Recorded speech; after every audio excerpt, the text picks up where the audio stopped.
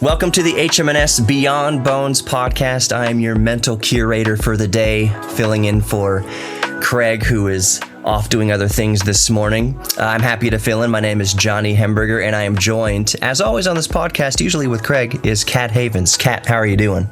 I'm doing great this morning, doing really good. Awesome. Excited about our guest. I am very excited about our guest as well, Tina Petway. Tina, I'm just going to let you explain what your role and title is at the museum. I am the Associate Curator of Malacology and Marine Invertebrates. That's things like jellyfish and urchins and corals and fun stuff. Things that live inside shells. Yeah. Yeah, that's the mollusks, yeah. Mm-hmm. So I heard, have any of those creatures ever stung you? I think we heard before we started the show that you were involved in an altercation, I'll just say, with a creature of the deep. Yeah, it was back in 1972, and I was doing some research on a deserted island, uninhabited island in the Solomon Islands, which is out in the South Pacific, not too far from Australia. And I was in low tide, and the tide there at that time was about 8 feet. So things that were normally, 10, 20 feet under were now accessible by just walking. I didn't have to put gear on. And I had on tennis shoes as I'm walking around coral heads, and I found a species of cone called bandanus, Conus bandanus, and it's a beautiful black and white cone. I like black and white, can you tell? And so I reached down to pick it up. I looked at it, and of course there's a right way to pick up cones if you have to, and you pick them up by the shoulder with the aperture or the opening facing away from you, because the business end is down here, and people forget that. They think it's up here. No, it's down here. So you hold it away from you so you can't get stung. Mm-hmm. Well, I was doing perfect, getting ready to put it in my collecting bag to study. I saw another of the same species pop out of the sand near my foot, which I had on tennis shoes. I thought, I don't want to take a chance on getting stung through those tennis shoes, which is possible. Mm-hmm. So instead of putting this up first, I held it and went to pick the other one up. As I did, my hand turned, and this guy just decided, I don't like being out of water, and he stung me 3 times right along his top finger. What happens when you get stung? Sorry, Johnny. I'm picking up the other shell, and all of a sudden I realize my hand is on fire. I mean, literally, it feels like it is burning up. And so I dropped that one, heck with you. And I looked at it, and I thought, and I said this out loud, you did not actually just sting me, did you? And it's like expecting an answer. And I could see the 3 tiny darts sticking up in my finger. It was like tiny fish bones. And so knowing that I couldn't pull them out because they have a hooked end, I still tried to pull them out. It's human nature. Yeah, I mean, what do you do? So when the pain in my hand got worse, and I realized, I think maybe I better get out of the water and get back to my little hut. And as I started to leave and make my way around all these coral heads, I realized I was very dizzy. My head started hurting, and things got real blurry.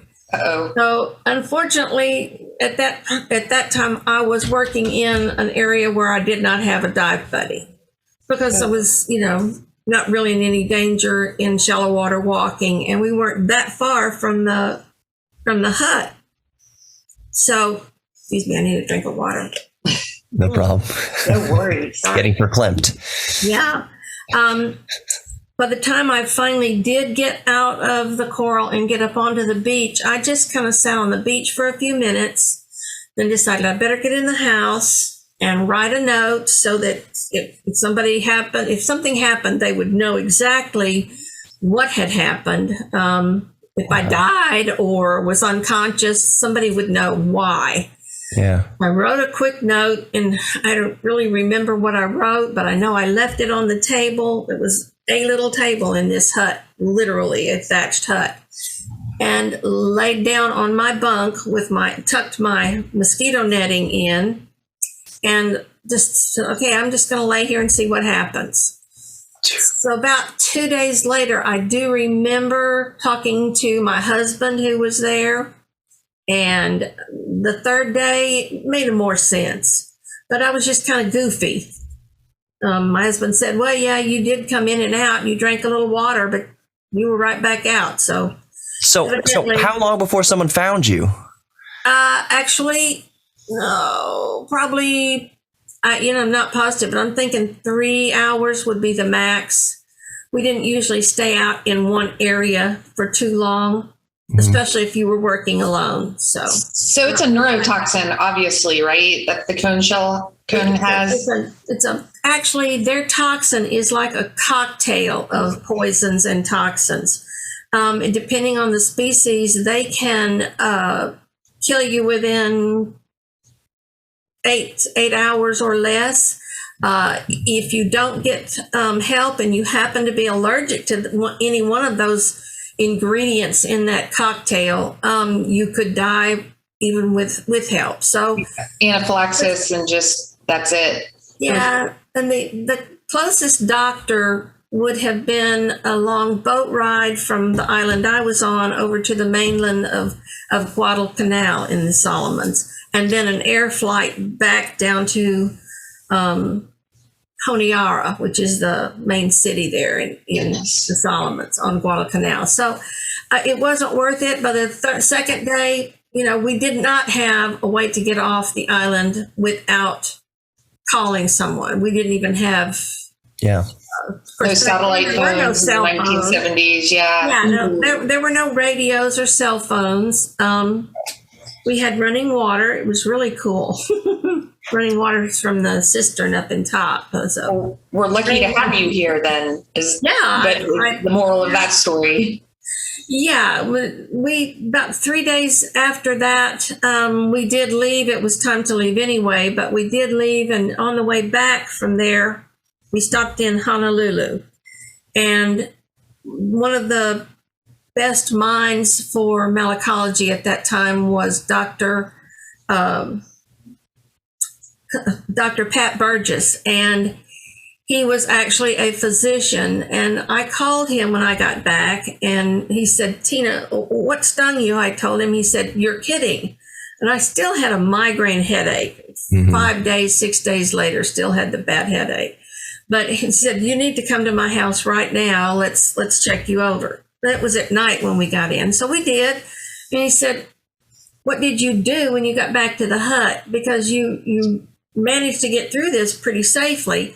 Well, at that time, there was no antidote, but the only known resistance to it would be to take huge quantities of antihistamine, which keeps your lungs working, excuse me, and put meat tenderizer or papaya leaves on the area where you were stung.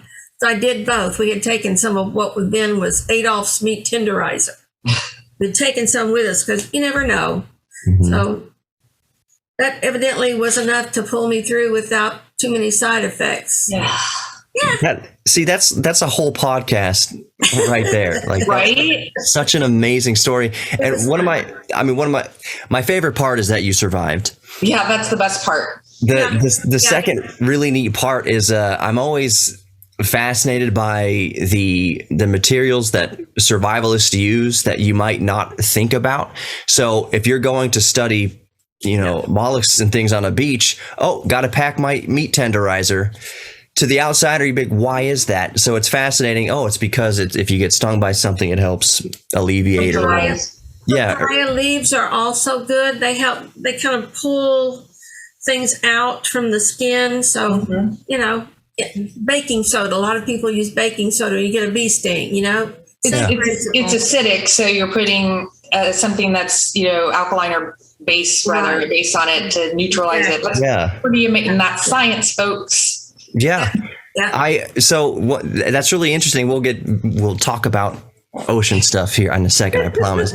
But you're mentioning that I play around a lot, not too much, but I do have some sulfuric acid in my garage for my, lead acid batteries to kind of keep them. That's what it's for. That's what it's for. I don't have it just to play with. Your side job. Yeah, exactly. So once in a while, like because batteries are expensive, and I do solar panels and all that kind of stuff, and I don't want to be going out and spending $200, $300, $1,000 on batteries every time you need it when you can maintain it yourself. So, anyways, the sulfuric acid, when you try your best to obviously not touch it, let it get on any skin, but the thing is that it doesn't atomize necessarily, but like these microscopic droplets get out, and they for me, what they find their way onto the cuticle of my fingernails. That's how I know that I've been exposed to a little bit of sulfuric acid, and the little holes that start burning in my clothes. Yeah. My wife's like, throw those. That's happened to me where your whole shirt falls apart. Yep. But one of the things, all I'm getting to here is you keep baking soda around, because baking soda neutralizes the battery acid, and it neutralizes it so much that, to my understanding, if you neutralize it enough, it becomes inert, and you don't it's not recommended to be pouring it down a storm drain. Obviously, this is the tie-in with the ocean and everything like that. It's not recommended to pour down a storm drain, obviously, but they say that if some gets out on your driveway and it's neutralized, it's not going to cause a lot of problems, because it'll dilute in the water, and it's not like pouring motor oil down a storm drain. Neutralized battery acid. No cooking oil down your sink, people. No cooking oil. See, I know what I'm doing here. This is the segue. Yeah, see? Beautiful. I want to talk about not just motor oil and cooking oil. We will get to that for sure, because I want to talk about the effects that it has on the ecosystem and the ocean and everything. But I do want to ask about helium balloons. What are some of the risks, Tina, with helium balloons that people don't think about? 40 years ago, we used to do helium balloon releases because nobody thought about what happens to the balloons when they come down. We now know that they're killing thousands of marine mammals, whales, porpoises, all the fish that would feed on a jellyfish, birds, marine birds that fly over and look like, because what happens, these balloons, when they hit the water, they don't explode into pieces. They just kind of open up, and one side of the balloon will kind of stay fairly stable and even, and the rest of the balloon just kind of hangs down, and it floats at the top. And of course, it may still have the ribbons attached. So it really looks like from above or below, it looks like jellyfish, which is food for a lot of things. Sea turtles are unfortunately also extremely susceptible to this, because one of their main foods is jellyfish. So I personally have seen a baby porpoise dead on the beach with a plastic balloon in its mouth. Wow. I have seen birds wash up on the beach that have, consumed the plastics from the balloons, and specifically. And I've been doing research on these balloons for 20 years. One Saturday, I walked a 200-yard area 3 times, back and forth, as the tide was coming in. And that day, I stopped picking up balloons when I got to 50. Wow. 50 balloons.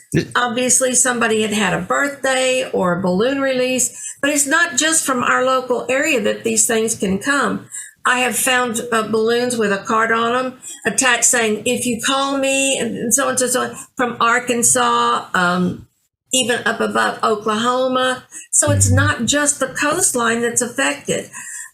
Several states are looking into banning completely helium balloon releases. North Carolina has already banned that. It is a law that you can't do balloon releases. That still doesn't eliminate the accidental releases.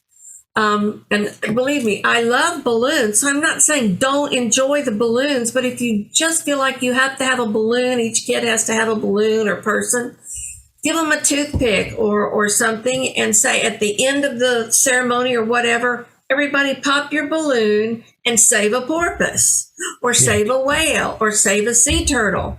I mean, there are ways that we can use these things safely But just don't let them go. You can say, I think a good motto would be popping for a porpoise. That would be great. Or popping with a porpoise. Yeah, there you go. Hey, there you go. Adopt a porpoise and save it. In my family, they used to tie them so tight around our wrists, like legitimately they would like, and I can remember I hated it, but that is, yeah. And then you can pop it for a porpoise when you get home. Right.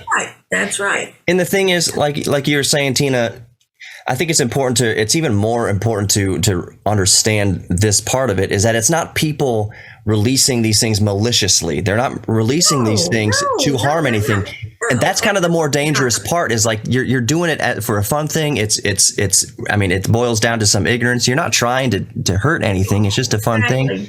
And I think it's important to make that distinction, because who knows what we all do out of just some, ignorance, just not knowing any better. No, that's right. 100%.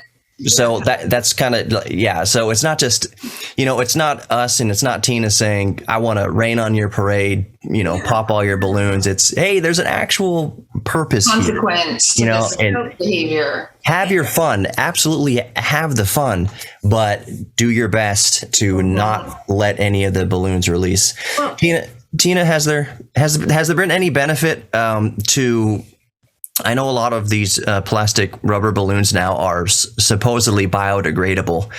Has that been any sort of marked improvement?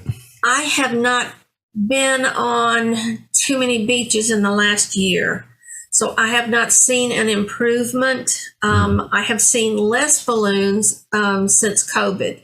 Mm-hmm. So I don't know whether it was the gatherings that were not able to take place that is the reason there are less.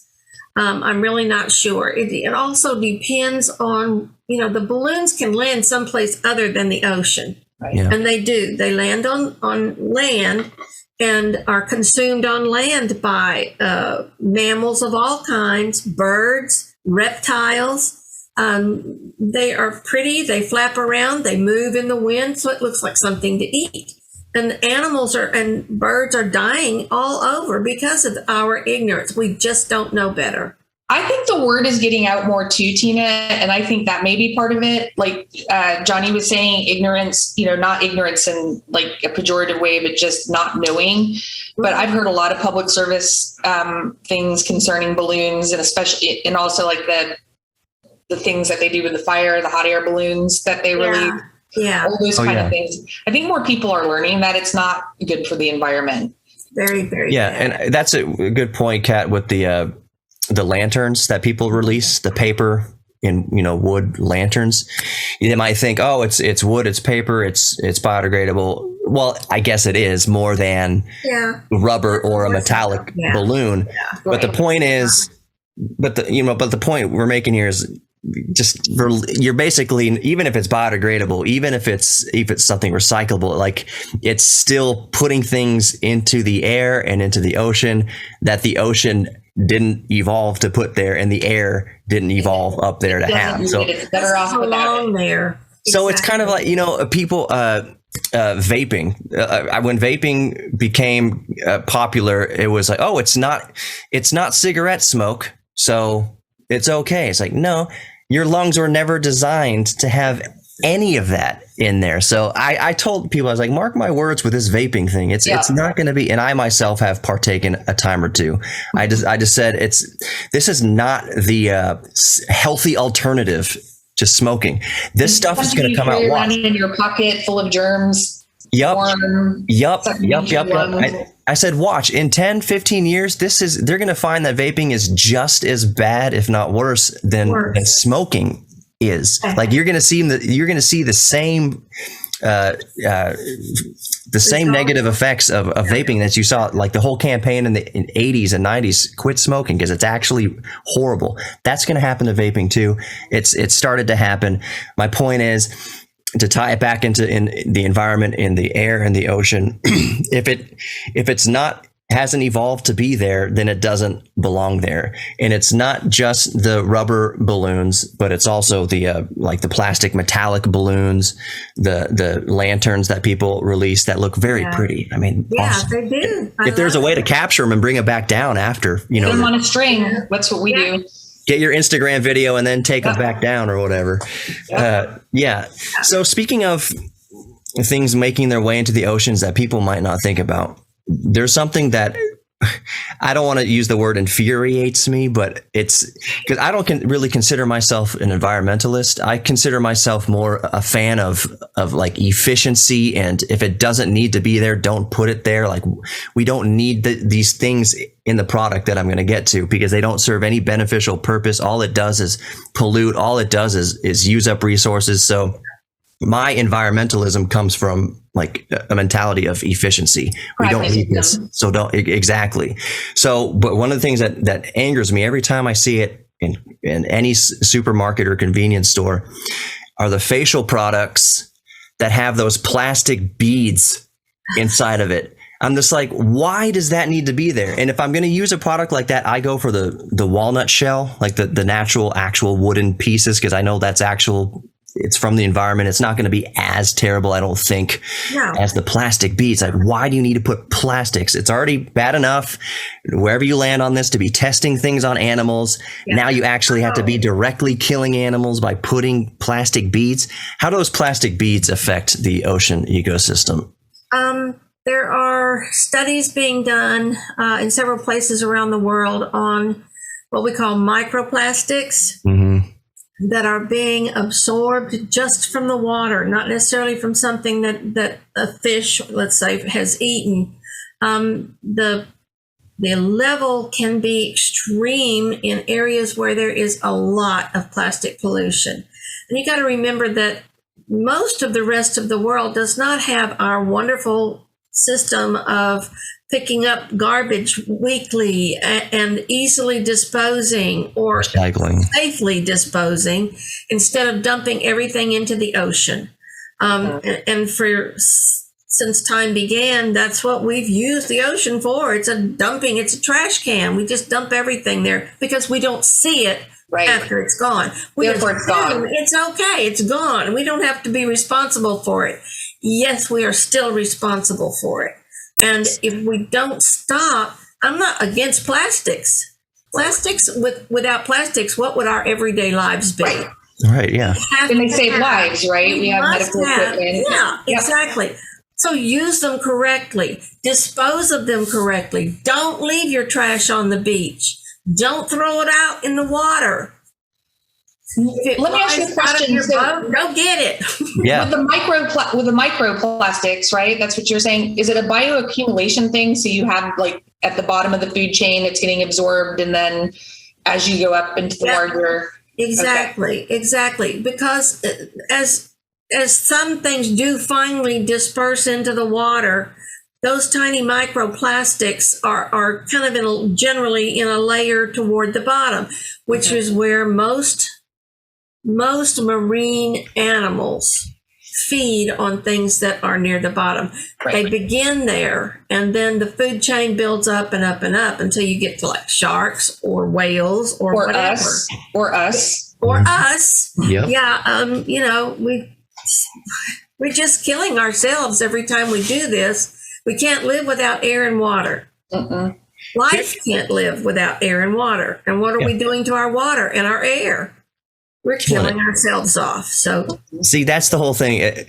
If I can proselytize a little bit here, so my main critique of the I'll call it the green movement over the past like 30 years is they made it really about showing the cute animals and the cute seals and the polar bears, which is great. I mean, obviously, but I think it would have been more effective to come at it as this hurts you. Here's how it hurts you. So like, here's how it hurts. I'm just going to use a name, Bob in Iowa, who is very far away from the ocean. Here's how what you're doing in your kitchen or in your yard will come back to harm you or your favorite dog or whatever. So the green movement to me paid too much attention to a polar bear 7,000 miles away and not Bob in Iowa. Like I think it should have been there. And you also have to show people why it's in their best interest to behave and to do things correctly. Otherwise, Yeah. Exactly. The hybrid, when the Prius came out, the Toyota Prius, it was the marketing campaign. So you had a car that, in my opinion, looked really goofy and whatever. It's not, that's just subjective. But the whole ad campaign was like really leaning kind of almost patronizing, like hippies.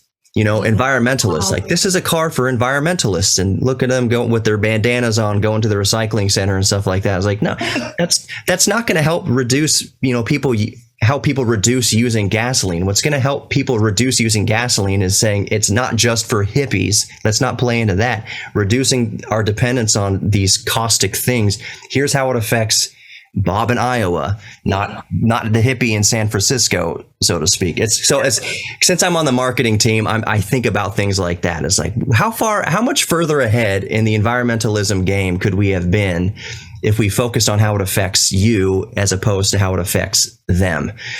Because humans are self-centered people. So like tap into that self-centeredness. Speaking of self-centered, just to keep us back on track, I know people have heard for years, decades, don't pour motor oil when you're changing the oil down your gutters.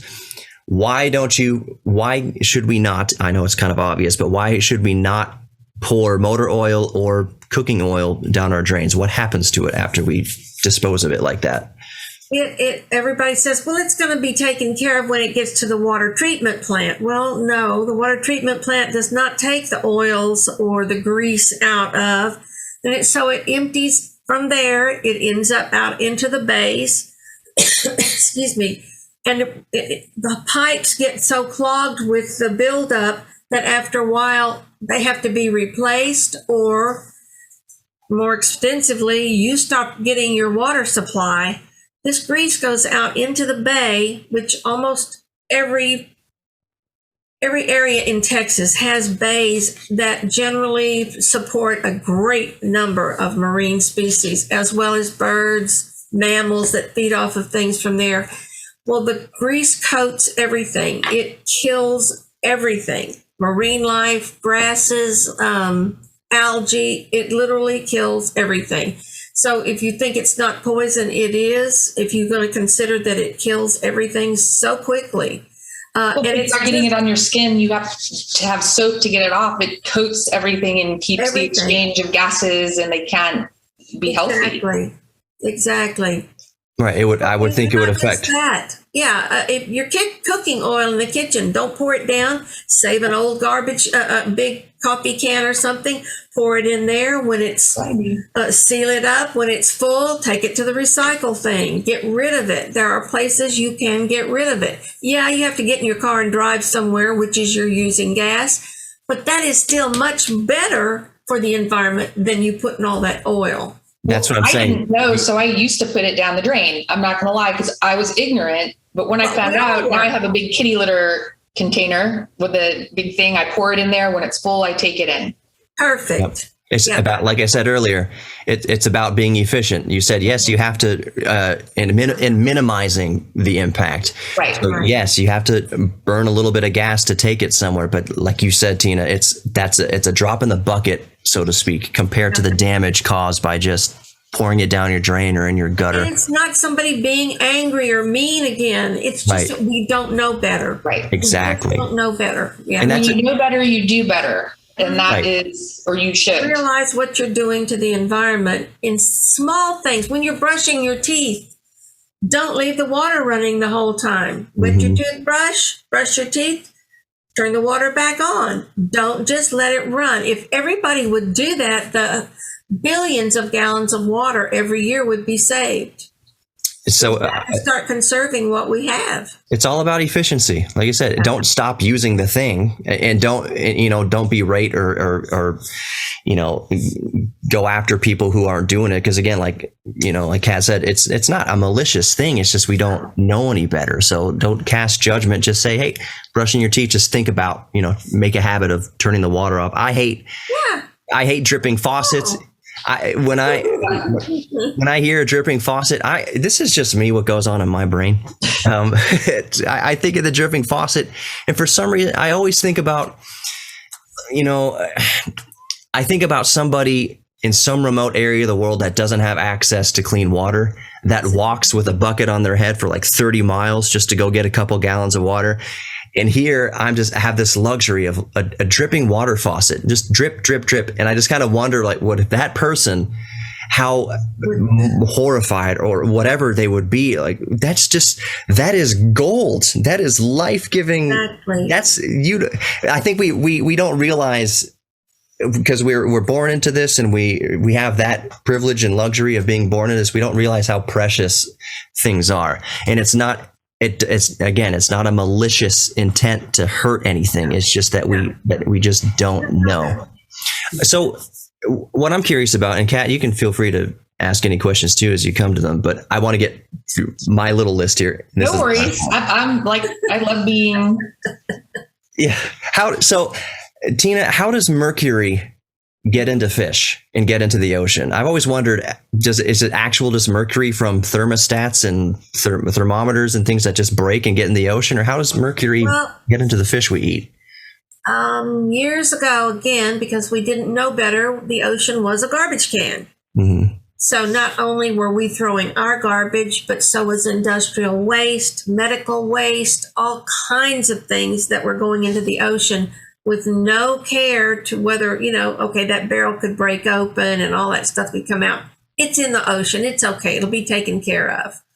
So mercury is not a naturally occurring element in most of the rest of the world. And so if there's a high concentration in a certain area, it is probably there because of the disposition incorrectly of waste. So, and, everybody was concerned for a long time about all the mercury. Yeah, we should be concerned about that. There are so many other things that nobody knows about. So be careful with what you eat. Be careful with food from the ocean. If it's farm raised, where was it farm raised? Mm-hmm. What was it fed? Yep. How clean were the receptacle tanks that they were kept in? How clean were the tanks for them to be transported? Yep. My brother, I won't say which one, but he had mercury poisoning because he ate a lot of swordfish, upper predator type fish, and he had to have treatment, to remove the mercury from his body. Oh my gosh. Yeah. Wow. So it has implications, again, like you were saying, Johnny, how is it going to affect us? That is a much better way of looking at it, because I think it changes behaviors. Yeah. Right. Once it starts inconveniencing me, mm-hmm. then it's something more, a behavior that I need to change or bring something to my attention that needs. And I think we're all that way, to an extent, more or less. So it's not saying anything negative about any group of people. It's just how we're built, I think. Yeah. And I've heard the sentiment, maybe it was kind of half in jest or whatever. So, you have oil spills and things like that. And I've heard people mention, well, it's come from the earth. It'll just naturally go back into the earth. And like, hold on. First of all, this is not raw, petroleum that's been extracted. Like, it's been processed. This is a different thing. There's been chemicals added. There's been all sorts of, this is not ever how nature designed this chemical or these chemicals to interact with each other. So it's not just going to be a bunch of, crude oil and stuff like that, just kind of seeping back nicely like a sponge and not hurting anything. The reason why nature has kept it under miles and miles of Earth's crust is because it was not designed to interact well with the creatures on the surface of the Earth's crust. So yes, the oil itself technically came from the Earth, but it's in a part of the Earth where it doesn't belong, and that really messes things up. It's not like there can be naturally occurring materials that we take from one place and put in another place where it doesn't belong. Lithium for EVs and stuff, and I like electric cars. I have electric cars, but lithium mining and things like that, you're taking these rare earth metals that are buried and they weren't meant to be out here amongst the living creatures. And there's a responsibility that comes with that. Exactly like we're talking about the plastics. Plastics are a miracle. Lithium for EVs and stuff are a miracle. That humans have this brain. We advance technology and save lives. Cancer research. We can, like, the deaths from disease is down in consideration. Like, this isn't the Middle Ages anymore. What we have are miraculous technologies, but with that comes great responsibility to know how to effectively dispose of it, how to effectively use less of it. Just use what you need from it and not anything excessive. More, so that's my whole thing. I feel like I've preached a little bit here. It's just, I want to know, Tina, what you would say if you could get one message across to everybody. Let's just say there's one thing that through some kind of miracle you could get across to everybody. What would that be? Probably think before you act. Think about the end result of whatever it is. Let's go back to the helium balloons, just as a for instance. The helium that fills those balloons is not man-made. It is a naturally occurring substance. And it is mined, as far as I know, there's only mined 2 places in the world. And one of them is here in Texas. So there is a limit to how much helium this earth can produce or will produce.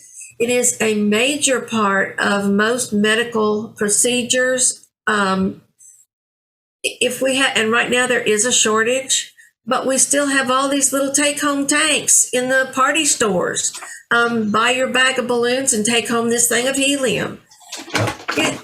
There's got to be some other substitute that we can use besides just using up what the earth has produced. I mean, we're smart. We have people who can create pretty much anything, send people out into space safely to a space station and survive. Who would have thought that? Yeah. So we can solve these problems, but think before you do the act. If you're out in a boat fishing and you see plastic floating by, for heaven's sake, take your pole and pick it up. I mean, there's small little things. If you're walking down the street and there's a bunch of bags, I know they're yucky, you don't want to pick them up. But if everybody would do that, would eliminate so much of the problems we're having now. That's a really good point. And I forget, back a few years ago, I was interviewing somebody for another show, and we were talking about when you talk about think before you act and things you can do to help the environment and help your environment and help other people's environment, it becomes this, well, that sounds like the weight of the world on my shoulders. I'm only one person. What can I do? Yeah. And it's exactly to your point, Tina. Well, if one person, if every one person or a dozen one persons or hundreds exponential picked up like one plastic water bottle off the sidewalk. Exactly. It's not the weight of the world on your shoulders. It's not this monumental thing. You're not going to solve the problem. Elon Musk could not solve the problem of plastic waste, but Elon Musk could pick up a plastic bottle and he'd be part of helping, he'd be part of the solution. Kat would be part of the solution. Tina, you'd be part of the solution. I'd be part of the solution. And collectively, that's how the problem, many hands make light work. Yep. That's how the approach to helping our environment can be. It's just, hey, like Tina said, you're out fishing, and I've been fishing many times, and you'll see balls of fishing line and things like that. How horrible is that for sea turtles and fish and getting the gills? And it's a terrible thing. Really and so as opposed to just kind of trolling by it with the trolling motor, oh, somebody else will get it. The Coast Guard will get it, or, the park rangers will see it or whatever. No, just kind of put your line in there and scoop it up. Bring it to the boat. And who knows how many fish you could have saved? Who knows how many more fish sticks are now going to be available at the grocery store because you didn't kill the fish that would have eat the string. So the end result is what you must think about. And if we would all do that, for 1,000 years, man has thought of, for instance, oyster shells. We're now struggling to save oyster reefs along the Texas coast. They've been destroyed by not only oil spills, but even worse, by hurricanes. those oyster reefs are not just keeping you from enjoying those oysters that you love so much, but all of the interactions of other animals that live and are supported on those oyster reefs. It's a nursery for shrimp and crabs and fish. And filtering the water as well, right? They filter the water. As much as 40 to 50% of carbon dioxide can be removed from the water by these oyster reefs. So you're saving yourself. They used to go out and dredge whole reefs, even deep water. And if you remember back, parking lots, streets were made of crushed oyster shells. It was a bottomless pit. We could take all we wanted from the ocean. It's there. It's going to always be there. No, it's not going to be there. Right now, several places along the Texas coast are doing actual research and work into reconstruction or conservation of oyster reefs because they're so critical to the survival of our ocean. Corpus Christi, Texas A&M Corpus Christi has a wonderful program going on where they're testing different kinds of sites that can hold or support the oyster reef. Because you can't just go start some oysters in the bay. It's all soft, ooky stuff that's going to sink down and be nothing. So they're doing a lot of great research there. Bonus points to them. Galveston Bay Foundation is doing great reconstruction. I love this. You talk about making a difference. They have arranged with several restaurants in that area in Galveston to pick up their used oyster shells. They take them back, they clean them, they spread them out in the sun and let them cure so that they're free of any bacteria. And then they bundle them up and they're building reefs with these bags of oyster shell because other oyster shells will light on those. And you can actually see, I have photographs of new oysters growing on all of these bags on the outside, which means it's new growth. And oyster reefs essentially are like some of them that are very, very old are just layer upon layer upon layer of their ancestors, I guess would be the word for it. Exactly. Sort of like a oyster tell, like a archaeological.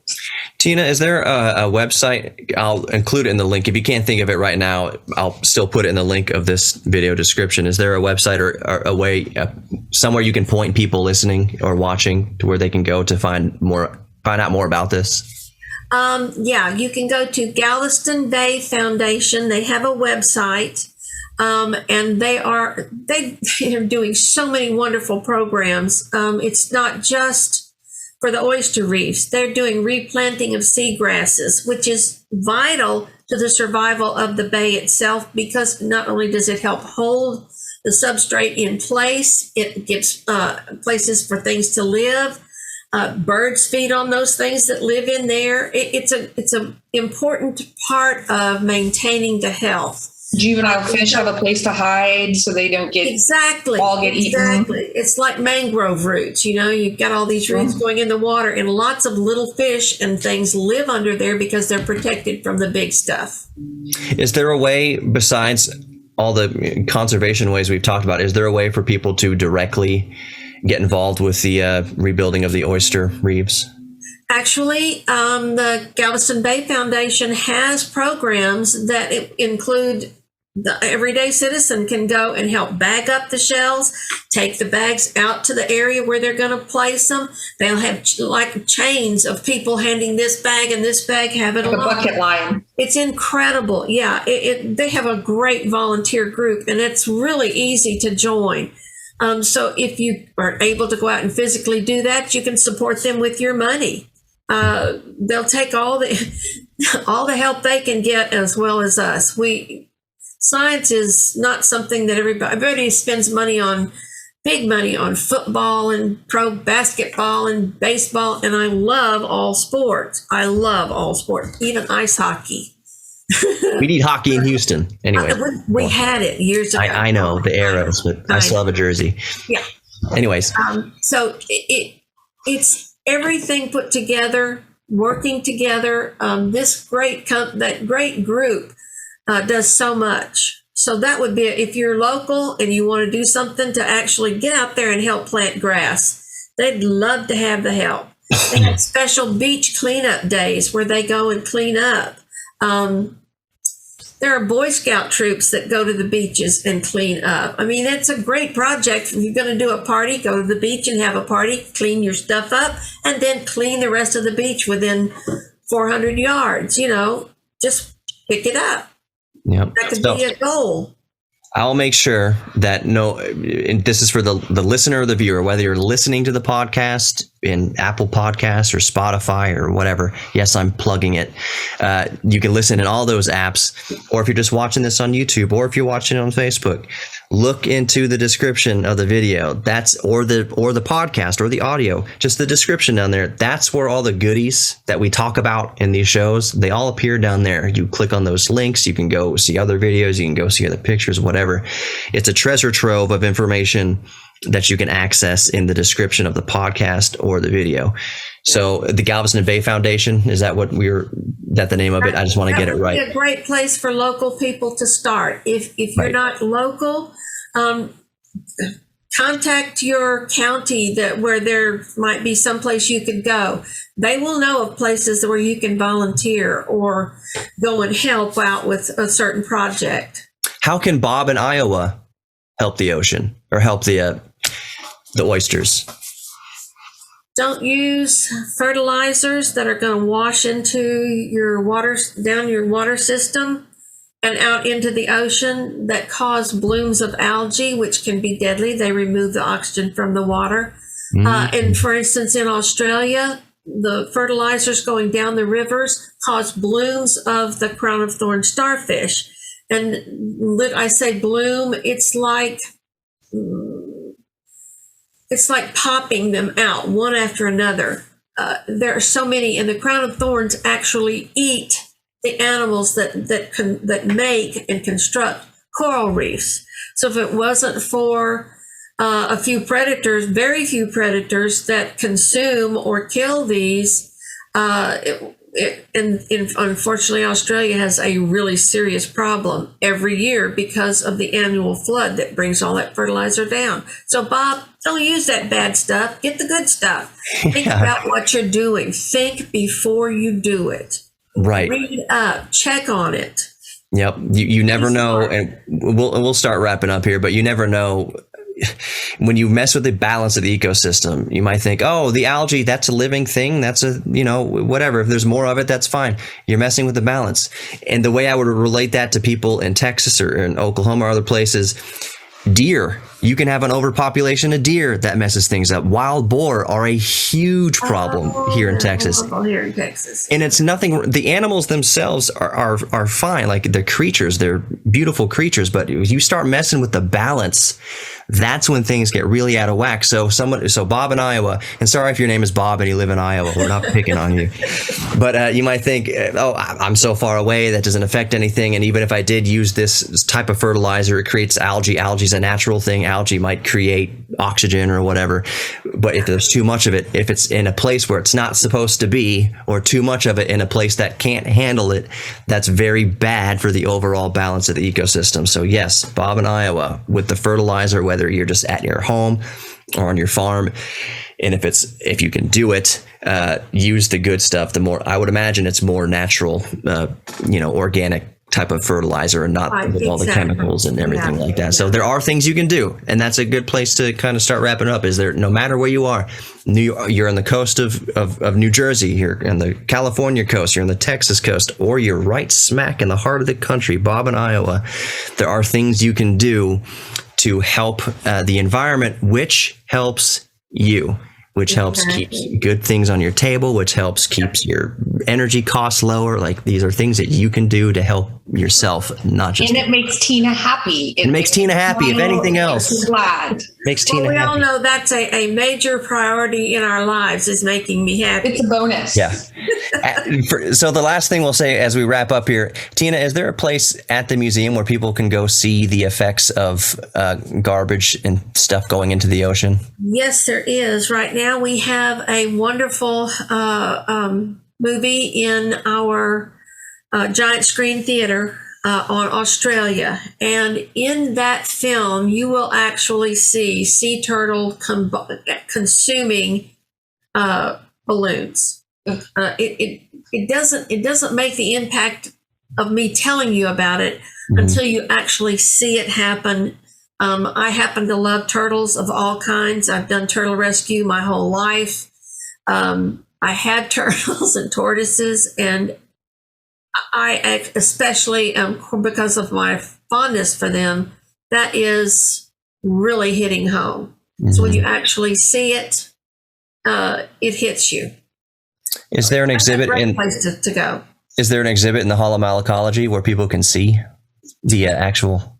Actually, one of the exhibits in the Hall of Malacology shows some of the effects of man's disuse of particularly waste. There are shells that have gotten fishing line entwined in there, and they've managed to survive, but you can see, and some of them still have the fishing line sticking out of the shell. It has deformed the shell. They finally have died because of the lack of being able to move, or there's a plastic plate with that's decomposing or breaking apart with shells that have attached and are living on it. There's a lot of stuff in there that tells you about how you can be safe, what happens when you're not, when you don't think before you throw that stuff out. And we have the oyster reef in the Hall of Coastal Ecology too, that you can visit and read about and see, learn some different things. We do. Yeah, and mollusks are not just marine. You got to remember, mollusks are freshwater clams, freshwater gastropods. There's also land snails. They're also mollusks, and we have great exhibits of all of those that tell you a lot more about the world you live in, not just the ocean. Mm-hmm. I think that's a great place to wrap it up. And like you said, no matter what you do, think before you act. Think of Tina. Just think of making Tina happy. Tina and Kat, thank you so much for coming on the HMNS Beyond Bones podcast this week. Yeah, thanks, guys. Thanks, Tina. My pleasure. Thank you.